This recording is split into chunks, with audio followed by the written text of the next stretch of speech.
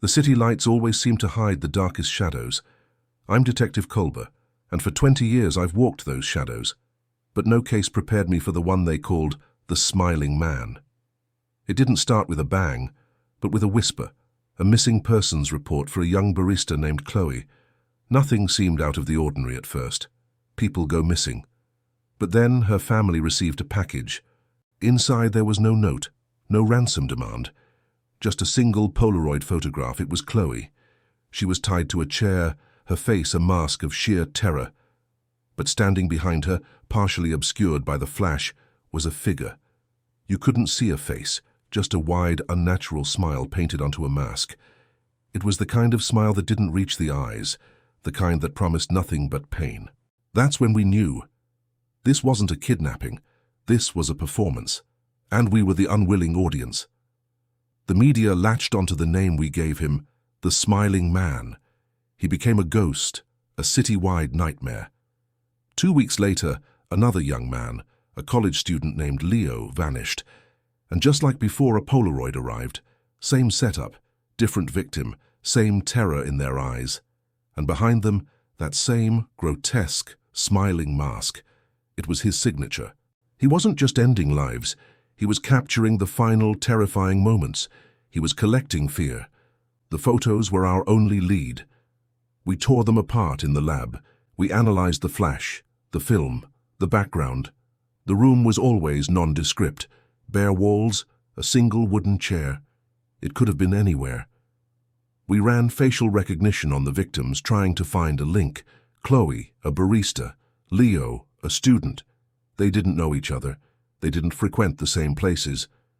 The only thing they had in common was that they were alive, and then they weren't. I spent my nights staring at those photos, at the eyes of the victims. Their fear was a language, and I had to learn to speak it. What was he trying to tell us? That smile. It was a taunt. A dare. He was showing us his work, proud of the horror he created. We were always one step behind, receiving his macabre postcards after the fact. The pressure was immense. The city was holding its breath, and I felt the weight of every single person's fear on my shoulders. Then we got a break. A tiny, almost insignificant detail. In the corner of the second photo, the one of Leo, our forensics team, found a faint reflection in the metallic buckle of his belt. After hours of digital enhancement, we isolated it. It was a partial image of a logo, a stylized bird with a broken wing. It wasn't much, but it was the first crack in his perfect facade. We ran that logo through every database we had. Nothing. It wasn't a corporate brand or a local business. We were hitting another dead end. I remember standing in my office, the photos of Chloe and Leo pinned to the board, their terrified eyes following me. That broken wing, but it felt symbolic. A bird that couldn't fly. Trapped, just like his victims, just like we were, in this maddening case. I couldn't sleep. The smiling mask haunted my dreams. I decided to revisit the victims' lives, not as case files, but as people. I went back to Chloe's apartment, walking through the rooms where she lived, laughed, and dreamed. Her roommate mentioned Chloe had recently joined a local urban exploration group. They explored abandoned buildings, forgotten corners of the city. A chill went down my spine. Forgotten corners. Perfect places to hide a nightmare. We cross-referenced the members of that group. No immediate red flags. But then we looked at their online forums, their photo galleries. And there it was. A photo posted by a user named Shutterbug77. It was a picture of an old, derelict aviary on the outskirts of the city. And stenciled on the decaying wall was a graffiti tag, a bird with a broken wing. Our logo. We had found his stage. The tactical team went in first. The aviary was a maze of rusted cages and debris. It was silent, save for the wind whistling through the broken windows. In the main chamber, we found it. The wooden chair, the lighting rigs. It was exactly as it appeared in the photos. He had built his own private theater of horror, but he was gone. He had cleared out, leaving only the ghost of his presence. We were close. He knew it. In his haste, he'd made a mistake. Tucked under a floorboard, we found a box of old Polaroids, not of his victims, but of his practice shots. Empty chairs, different lighting angles. He was a meticulous planner, but at the bottom of the box was one photo that was different. It was a self-portrait. A young man, no mask, with a faint, almost shy smile. On the back, a name was written, Arthur Pines. A quick background check revealed everything. Arthur Pines was a freelance photographer, but he'd been fired from his last job at a portrait studio. The reason? Customers complained he made them uncomfortable, that he was trying to make them look scared instead of happy. His obsession had been growing for years. He lived in a small apartment downtown. We had his name. We had his face. When we breached his apartment, it was like walking into the mind of a madman.